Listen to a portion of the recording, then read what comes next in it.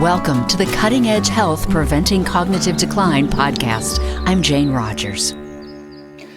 We're living in a whitewashed research world when it comes to Alzheimer's disease. It's white brains that have been studied, and most participants in dementia research are not people of color. Dr. Lisa Barnes has worked for a quarter century to change that. Educated at the University of Michigan and UC Davis, Dr. Barnes joined the faculty of Rush Medical College in Chicago in 1999, and since 2004, she's been the principal investigator for the Minority Aging Research Study in Chicago. It's one of the nation's largest brain studies focused only on Black Americans. So, Dr. Barnes, I would like to welcome you to the podcast. I'm so excited you're here. Thank you for having me. I've been a fan for quite a while. I read an article about you last spring that just so impressed me with the work that you have done in your career as a cognitive neuropsychologist. Walk me back. Tell me your story. How did you get involved in doing this? Great question.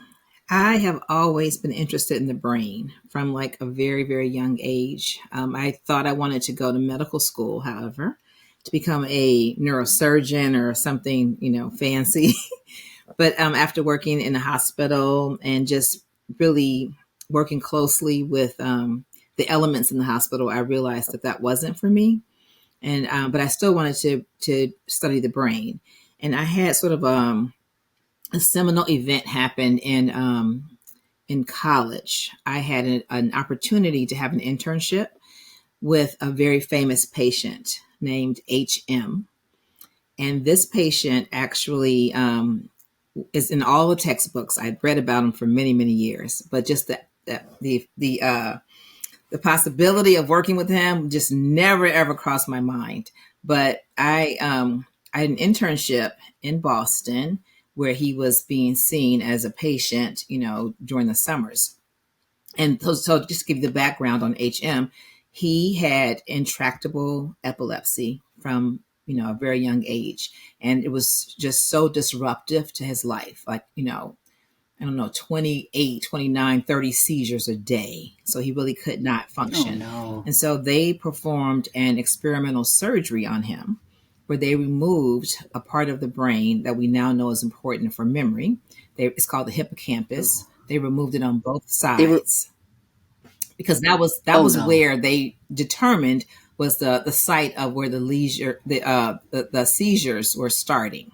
Mm-hmm. And so, this was a long time ago. So we didn't know a lot about memory in the brain, and so they removed where they thought the seizures were, occurring.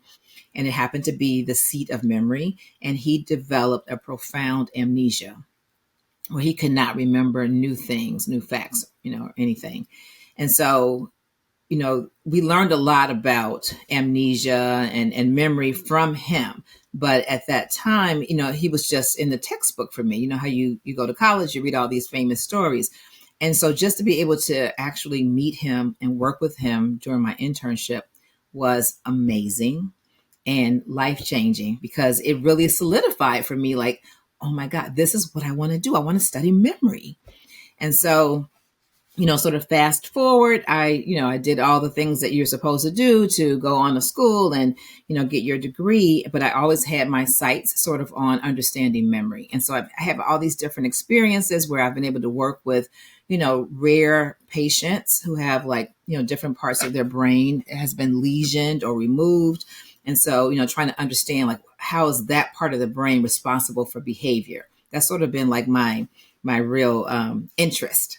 And then after I finished my postdoc at UC Davis, I wanted to come back home to Chicago. And so I started looking for jobs. And I saw this job at where I'm at now at Rush that was in Alzheimer's disease, which is also a disease of the brain and, affects memory primarily. So I was like, wow, I hadn't really, studied Alzheimer's disease. I had really mostly been focused on these rare patients and stroke victims and things like that. But I said, I'll give it a try. And so when I came here and I interviewed and I found out about the job, I was like, oh, wow, this is something great because they were looking for someone to start a focused research program in health disparities to understand how this disease affects different populations. And so, that was over 20 4 years ago, and I've been here ever since. So that's sort of my story.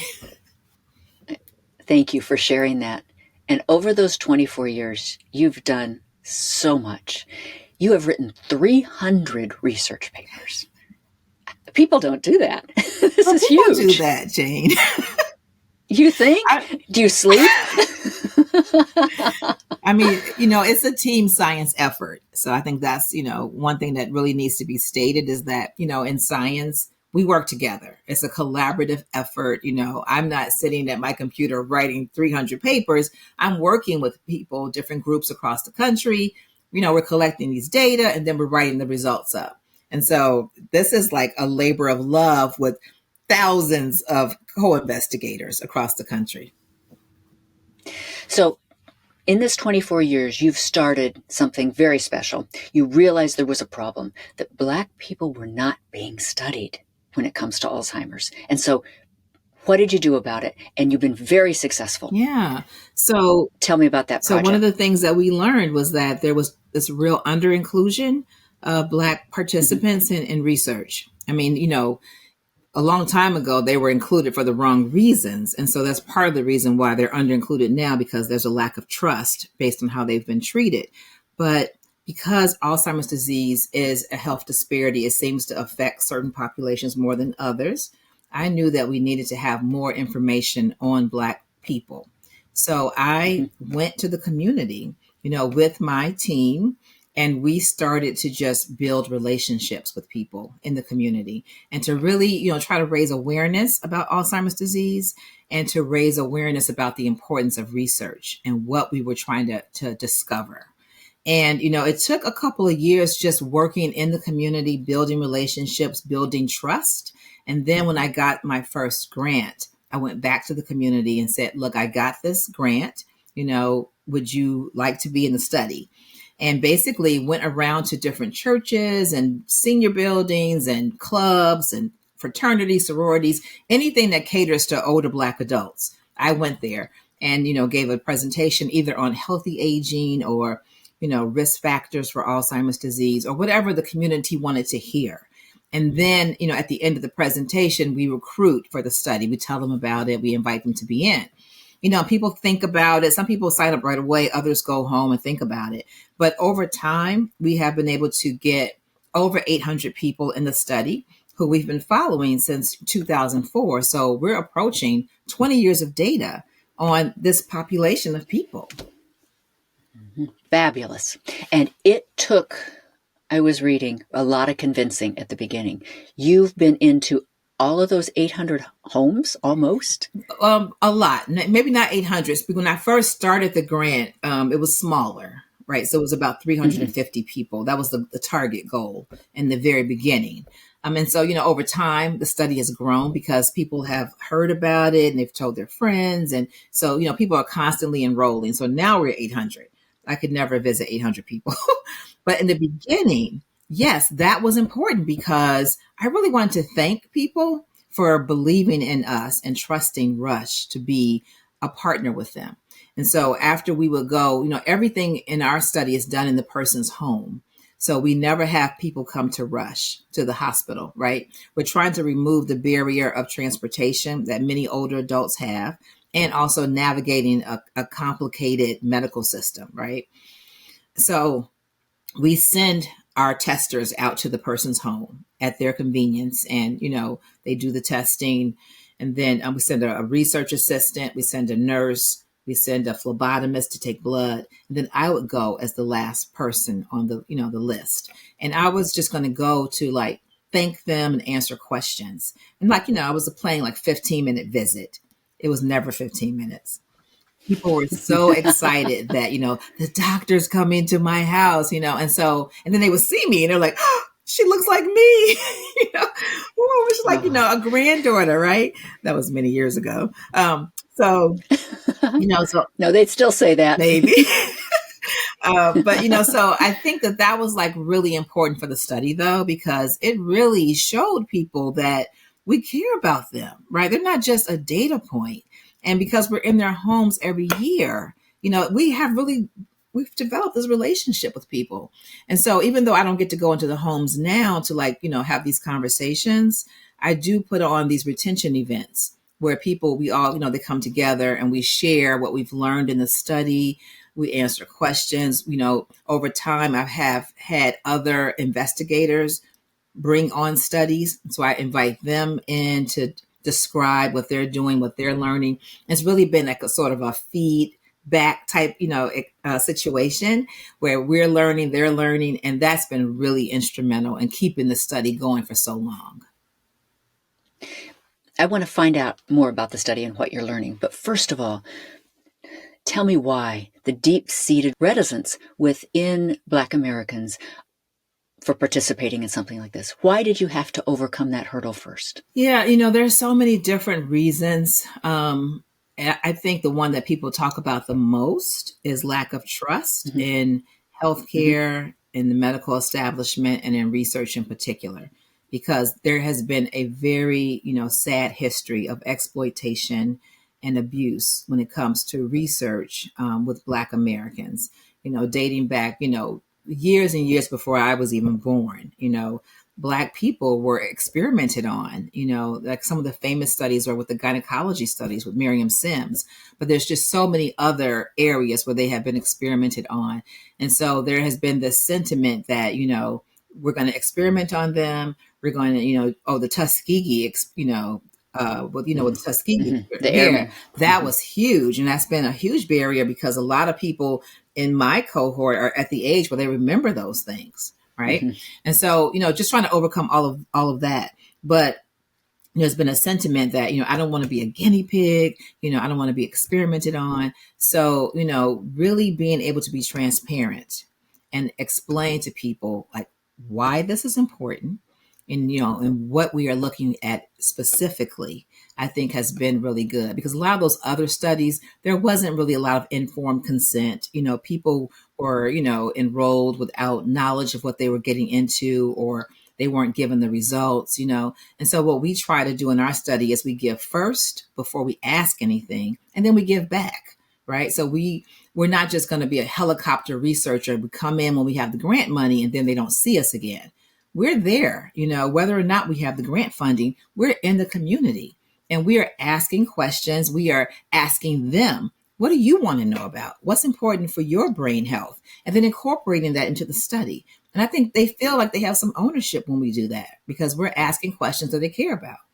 So I think lack of trust is probably the biggest barrier that we've had to overcome. But then I think the other thing has just been like lack of awareness, because, before, if you looked on TV or the advertisements, you only saw white people. So people thought, oh, Alzheimer's disease is a white person's disease. Or they thought we're supposed to lose our memory when we get older. There's nothing you can do about it. So I think having to debunk some of those myths has also been a big part of the barriers that we had to overcome. So I spent a lot of time just educating what is Alzheimer's, what is healthy aging, and why, even though there's no cure, what are the things you can do to sort of prevent or slow, the onset of the disease. And now we get to talk about your studies. Tell me some of the significant things that you've learned. So, we've learned a lot over the time we've been working with people. I think the things that I like to focus on the most are the social determinants that we are looking at. Because, when people think about we're studying African Americans, a racial group, they might automatically think that race is biology, that, there's these biologic differences between Black people and, and other people. But that's not the case. Race is a social construct. And so there's these social conditions in which people live that can affect our health. And so we have been looking at those social determinants to see how they might impact brain health. And so there have been, a few like that really stick out to me that sort of speak to the context in which people live. And one of them has just been discrimination. So we have a very simple scale, a 9-item scale that asks questions about how often you experience unfair treatment. Just like, going to a store or a restaurant, or, being harassed or called names. And we found that people who report more experiences of discrimination, they perform more poorly on our cognitive function tests. They have more C-reactive protein measured in their blood, which is like an inflammatory marker. We also can see, that they have different functional connectivity in the brain, because we also do MRI scans of our participants. And it's, the areas that seem to be affected are the same areas that are involved in trust perception. So there's some, link there, between being treated unfairly and, this lack of trust. And then we were also trying to understand, could it also be related to the pathology that we see in the brain? Because what I didn't tell you is that another part of the study, which is sort of unique, is that we are also recruiting for brain donation, because Alzheimer's is a disease of the brain, and almost all of the studies have been just of white adults. We have very little brain tissue from Black adults. So a big component of our study is to try to get people to sign up for a brain donation, and then we try to get their brain when they die. So we're trying to understand, are the experiences of discrimination associated with any of the pathologies that we measure in the brain at death? And we're starting to see a signal of that. And that cohort experienced so much discrimination. You wonder if past discrimination, not just what happened yesterday, but what happened 40 years ago, 50 years ago, how does that affect the brain? That's a great question. And it's a little hard to study that, because you have to sort of rely on recall, right? Because it happened a long time ago, and these are older adults. But we have tried to get at that, sort of indirectly. In one study, we asked people, where were they born and where were they living at age 12? So everyone lives in Chicago now, but about 40% of people migrated here from the South. And, these are people who were born in the 20s and 30s. So it was during the Jim Crow South era. We asked them, where were they born? And we asked them, had they ever attended a legally segregated school? And because this is the first generation of people to attend legally desegregated schools, because before the Brown versus Board of Education ruling in 1954, schools were segregated by race. And so we asked that question, and we tried to see if that was related to brain health. We found a very interesting result. We found that people who were going to school in the South and reported attending a legally desegregated school had worse brain health in old age than even their Southern counterparts who were going to a segregated school. And that was surprising, because we thought the segregated schools would be worse because poor quality, fewer resources. But it was actually going to school with other white children that was negative for them. And we're not saying that desegregation is bad, but think about the time, right? So in the 1950s, or right after 1954, you're going to school with people who don't want you there. The teachers don't want you. The students don't want you. The parents don't want you. And these are children, right? You've seen the pictures. You've seen, people being escorted with the security people, so it was a really toxic climate during that time. And we think that early life experience probably had an impact on people. It was a stressful time, right? So we can see it 50 years later. We're measuring their cognition, that they are performing more poorly. So that was really striking to us. And, it was an indirect measure of early life discrimination, but still, as other studies have shown this, like, with early life trauma, think about the Holocaust. It has an impact on people that you can measure decades later. So we're trying to understand things like that, to understand the context in which people are living, so to help us understand what we can change. Maybe it's policy, maybe it's, social structures to help people age better. One of the things that you found, I understand, is that APOE4 is different in Black patients than white patients. Yeah. So Is that Yeah, right? Because then that's known as the Alzheimer's right. gene. That's what's one of the but it genes. doesn't react the It's same one way? of the most Yeah, one of them. robust genetic markers for Alzheimer's. But that seems to be the case in white people. Even though Black people have more, so this gene actually carries cholesterol, right? And so you get one from your mother and one from your father, and there's 3 different isoforms. So there's the E2, the E3, and the E4. The E3 is neutral and it's most prevalent in people. E2 is protective and very, very rare. The E4 is the risk allele. That's the one that's been shown in numerous studies to be associated with Alzheimer's. But in not just our studies, studies across the country have shown that Black people don't have the same risk, even though they have the E4 gene. And so in one of our studies, what we did was, we looked at a neighboring gene called TOM40, which is, it's just right next to the E4 gene.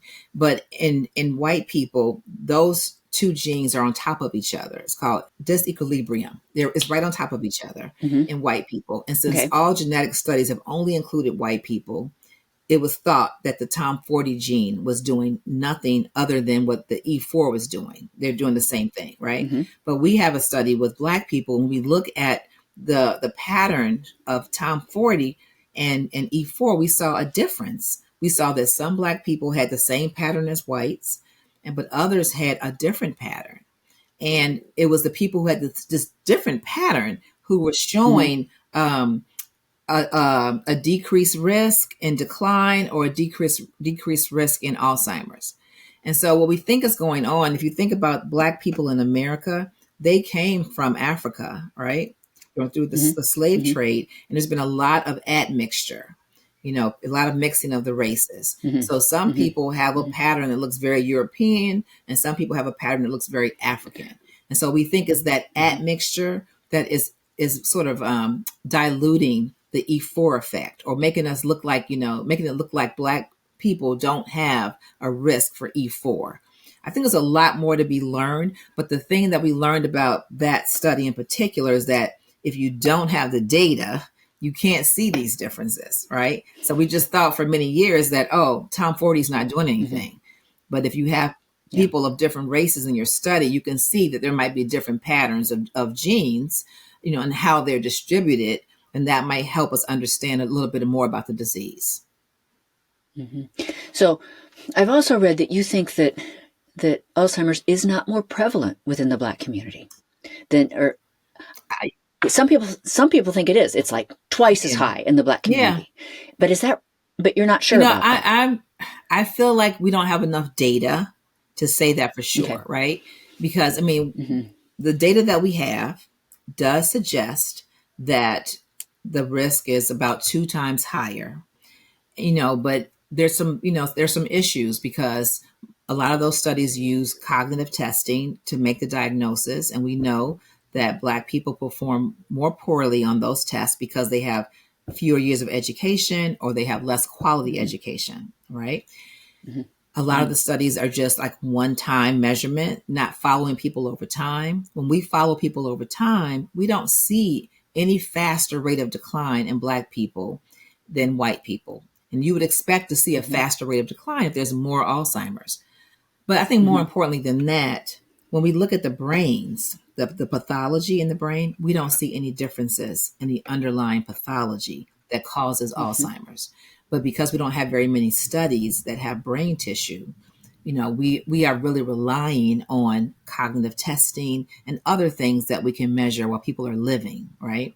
So I think when now the plasma biomarkers are out, where we can measure some of these pathologic markers in blood, I think there's going to be a lot more data coming out, and we're going to get more information about how this disease plays out across race and ethnicity.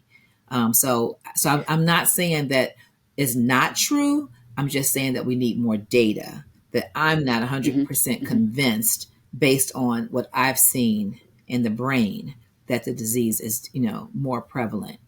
More prevalent. So tell me about those plasma markers you're using. Yeah, we haven't gotten them back yet. So we sent our plasmas out to be measured, but there have been a few studies. So you can measure amyloid and tau in the blood now. which are, the main markers of Alzheimer's disease. But you also can measure something called neurofilament light, which measures just a general marker of neurodegeneration. And so, there have been some studies trying to correlate the biomarkers in the blood with what you see in CSF or in PET imaging. And there's a very good correlation. So it suggests that what we're seeing in the blood reflects what's going on in the brain, right? And so there's a lot of hope that because that's a less invasive way, to see what's going on in the brain, we'll be able to use that data to really understand racial differences. So far, I can tell you that there's been a few studies that have looked at the plasma biomarkers in Black people, and they are finding that there's lower levels of amyloid measured in the blood, which is, one of the markers. But there's a small caveat with those studies. They've all been clinic-based studies. And we know that people who show up to a clinic are different than people in the community. So we really need data from people who come from the community. And that's what our studies are doing, right? We don't recruit from a hospital. People who have medical care, we recruit directly from the community. And people don't have dementia when they start in my study. So we'll get a better sense of how these biomarkers, develop and how they change over time in community-based participants. I think it's going to be fascinating, and you probably think about this too. If you have 800 participants now in a cohort that's 60s, 70s, 80s, probably, as you get younger and younger participants, as people who are now 30 get to be 60, the education level is so much better. Discrimination is less. Are we going to see a decline in Alzheimer's in that population? That's a great question and very optimistic. I'd like to think times are changing. I know, right? I would hope so. I just think that, we're just really touching the surface of the social conditions that differ between people. There's so many, neighborhood effects are different, right? And so I think we're going to have to really change society at a global level to really start to see changes in Alzheimer's, because it's not just individual treatment or what you get in school. It's your living environment. It's your access to healthy foods. It's how you're able to get out and be physically active, and there are all these barriers to people being able to do that safely based on how society, has marginalized certain communities, right? So I think we're going to have to change a lot about society before we can really start to see a decline in the disease. If it really is, caused by these social determinants, which, a lot of data suggests that it is. It plays a big role anyway. Tell me about your dreams. So you started as a Black cognitive neuropsychologist. You were probably a handful of other women who were in this field. Have you mentored other women? Do you see the field changing? How have you quietly tried to change the field over your tenure? Yeah, that's a great question. I have mentored a lot of people, not just women, men too. And what I've really tried to focus on, in my time and, the little time I have left in this world is to really foster the next generation of researchers who are interested in health disparities and health equity. And so, I just became a multi-PI of a coordinating center for the RICMARs. The RICMARs are resource centers for minority aging research that are funded by the National Institute on Aging. And these are centers that are, their main focus is mentoring the next generation to do research, not just in health disparities, but in aging in general, to understand our aging population. And so, I am now a multi-PI of the coordinating center for 18 different RICMARs, and so that is my dream, to be able to have a role to play in making sure that the next generation has the tools that they need to be able to really study health equity and really change the systems we've been talking about. Because, it may not change for me, right? But these young people who are coming up now, they have such great ideas. They have so much innovation, so much creativity. They're going to change the face of Alzheimer's and how it's studied, and so I just want to be able to help and, help the next generation. So that's a big dream for me, so that, my children don't have to ever even think about Alzheimer's. It's just a distant, remember that disease that used to affect people? that's gone. I want that to happen. That's going to happen. That's going to happen. It will. Now, when you say multi-PI, that means multiple principal investigator? Sorry, yes. Okay. No, I thought that's right. What So there's 4 of us, and the Gerontological Society of America, they are the contact principal investigator. And I don't know if you know that organization, but it's just a wonderful organization of researchers and policy makers. We get together once a year. Our conference is next week in Tampa. To just, display different research, caregiving research, basic science, social science, healthcare, all the whole gamut. It's all focused on aging. And so they're one of the multiple principal investigators. Anything else before we kind of wrap up that you want to communicate about your research, about the future? Yeah, I think, the thing that I just try to emphasize when I go out to the community is that, Alzheimer's disease is something that we can definitely conquer, but we need people. We need people to be advocates. We need, if you're not old enough to be in a research study, but you have a parent or someone who is old enough, let's take off the blinders. Let's just encourage people to become involved with research, because, all the new treatments that are happening right now, and things are changing very quickly. They're not going to work for everyone if everyone's not at the table, right? And so I want everyone to have an opportunity to be helped by treatments if it's possible. But we need people to be in the studies to even be able to say that this treatment works for you. So I think the most important message I would give is, let's raise awareness. Let's destigmatize this disease. Let's talk about it, and let's do something about it by becoming involved. Great message. Lisa, I just want to thank you for your time. Thank you so much for having me, Jane. It's just been delightful talking with you. I hope you have a fabulous day, and a deep bow to you for what you have committed your life to doing. It's really critical and important work. Thank you so much. Very important. You've been listening to the Cutting Edge Health Preventing Cognitive Decline podcast. Any information shared here is for educational purposes only. Guest opinions are their own. This podcast is not responsible for the veracity of their statements. Do not use any of this information without first talking to your doctor. Cutting Edge Health, LLC, is not responsible for what may happen to you if you use their information in place of official advice from a medical professional. Thanks for listening. Be well.